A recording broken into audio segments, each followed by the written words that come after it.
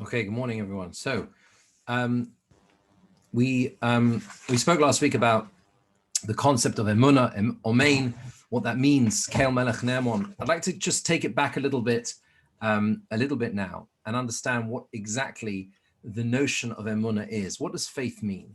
What does it mean to have confidence? And Rav Wolbe, Shlomo Wolbe in his Sefer Ali Shur, points out something which is very important, simply to understand what we're talking about when we talk about the notion, when we speak about the notion of emunah itself. He says you have to understand like this. He says that emunah is koach mikochos hanefesh she'ef shelechayos biladehem. It is something that one cannot live without. The concept of confidence and faith is something that you can't exist without. Why?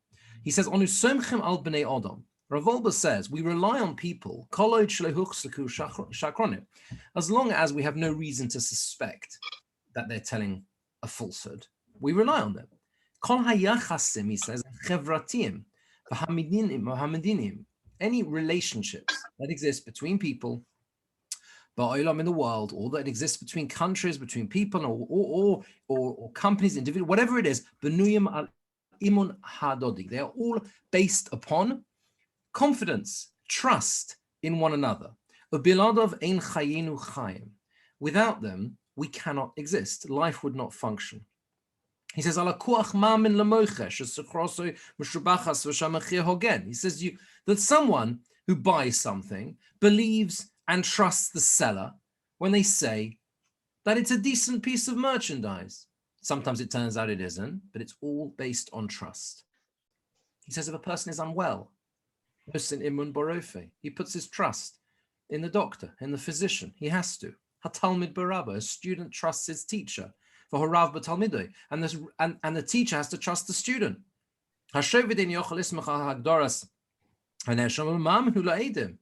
So clearly, someone in a court of law, he says a judge cannot trust as such that the people being judged, that's the whole purpose. He has to find out and work out what is true.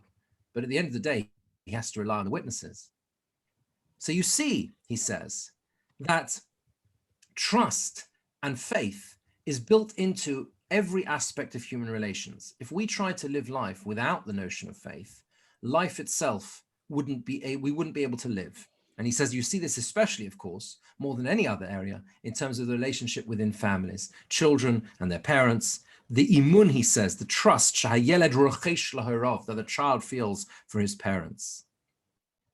This is what you see from here. He says that emunah is a koach nora. It is an astonishing power. He says, Lo keves bleiv adam echad kol emunah, shleishamu umma ba'olam she'amin ba'en kiyam adam hazeh. If a person would begin to sense that the concept of faith had left them and rotted away, so to speak, they wouldn't be able to exist, wouldn't survive. And he says not only that, is that a person feels within themselves by nature a push towards trust, towards faith, towards emunah. Ve'ein lecha adam ba'olam, he says, ve'ein lecha adam ba'olam she'eino ma'amin. There's no one in the world really who doesn't believe in something. Gam ha'kofer ma'amin, even someone who denies is really a believer as well. What does that mean? What does he believe? In Bashita, he might believe in a particular opinion, a way of thinking, Barayon with ideas. In Ba'al might believe in a person. There is always some level of trust that everyone has, that exists within everyone in something. And in this faith and this trust, they are completely attached to in every way. Everyone has that sense of trust, of faith. And they will believe in it even if everything else falls away. It remains with them forever. And this is where we come to a challenge in what the notion of emunah, of a faith, is. The very first entry the Rambam brings in the list of the mitzvahs is to believe in Hashem, emunah. And he says, based on the first of the Aseret HaDibros, in 10 Commandments, he says, I am Hashem, your God, who took you out of the land of Egypt. The problem is, how can there be a mitzvah? How can there be a mitzvah to believe in Hashem? If I believe, right, then I don't need a mitzvah telling me to do so, right? And if I don't believe, then who with a capital W is telling me? Who's talking to me? Who's commanding me? Surely belief is something that exists within a person. Either you have it or you don't. What does it mean? How can we be commanded to believe? Anochi Hashem Elokecha. But the answer, which is really very surprising if you think about it, as the Rambam himself explains, is there isn't actually a mitzvah, so to speak, to believe, a mitzvah to believe. And that's because more and more, even scientific research points to the fact, as Rav Wolbe implies, that human beings as a whole are hardwired to believe. If we didn't believe, if we didn't trust, humanity wouldn't exist. And more than that, we are hardwired to believe in a higher power. It comes from a much deeper level of consciousness. It's almost like it's a part of our basic DNA. And you see that, it goes beyond the idea, although this is also part of it, the idea there's no such thing as an atheist in a foxhole. Yeah, you see this idea, even people who express a lack of faith, come a certain difficult situation in life and they will cling on to belief in something. Anyone who's ever seen football supporters on a terrace will understand that the power of faith rides deep within them. The expressions of faith, of belief in something is there in the way they pray for victory. That's how it is. Graham Lawton writes in The New Scientist as follows. He wrote as follows. He said that some scientists go so far as to claim that atheism is psychologically impossible because of the way humans think. Some say that's what it means when it says Hashem made people yashar, straight. Hashem made people upright. That sense of emunah, of faith, is inbuilt within us.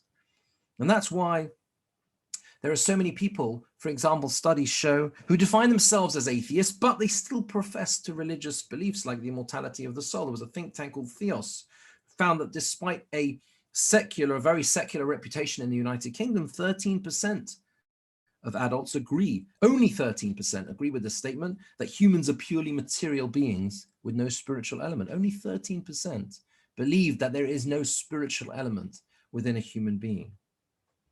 So belief, emunah, is deeply entrenched.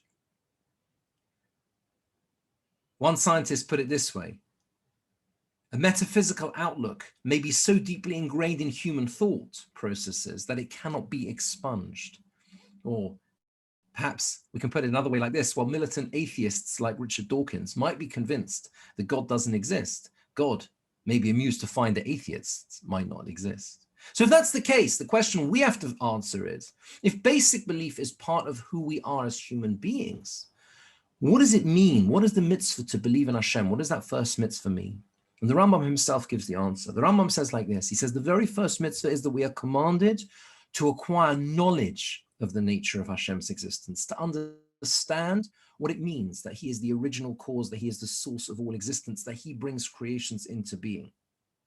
That is what it means. The Rambam says the source of this mitzvah is the statement, I am the Lord your God. I am Anochi Hashem Elokecha. The first mitzvah is not to believe in God's existence. That we're hardwired to do. It is to know Hashem exists, to acquire knowledge.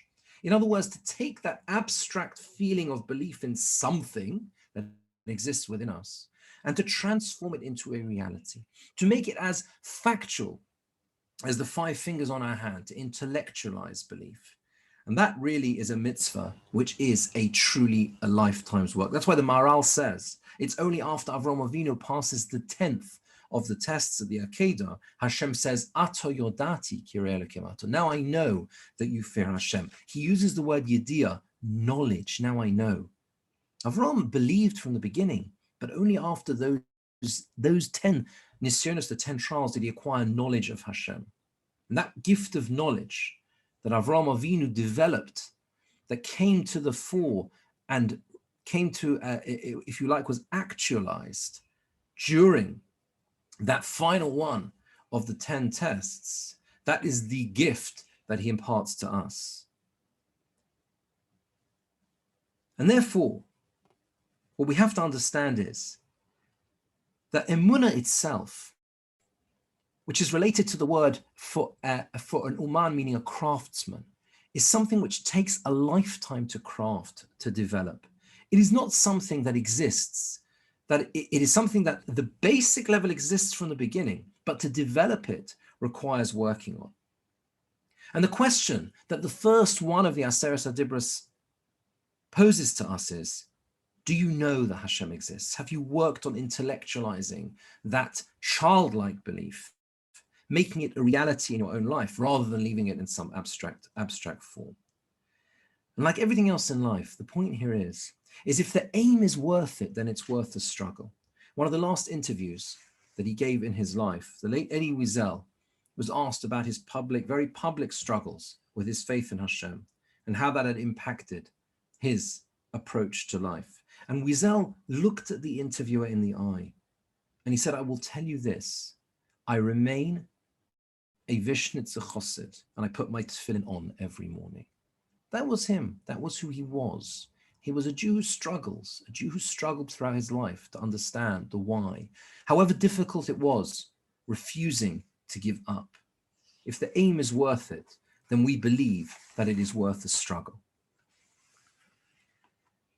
But if that's the case, clearly there must be a methodology, there must be a pathway towards that helps us to develop emunah. And in that, we too have the guidance, the help, the whole way through of the leaders of our history, of the great thinkers who guide us in every way and how we live and how we develop within our lives. One of those individuals, one of those great leaders, when you understand the nature of the life he lived, then the words become so incredibly powerful.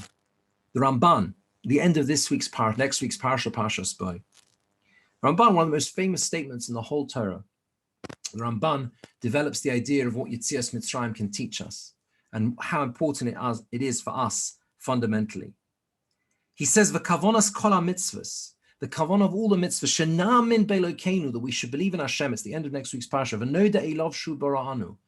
All the mitzvahs ultimately direct us in the way we live our lives to an understanding, a belief, a recognition, a knowledge of Hashem, that he created us. And that's the direction, that's the intention of creation itself.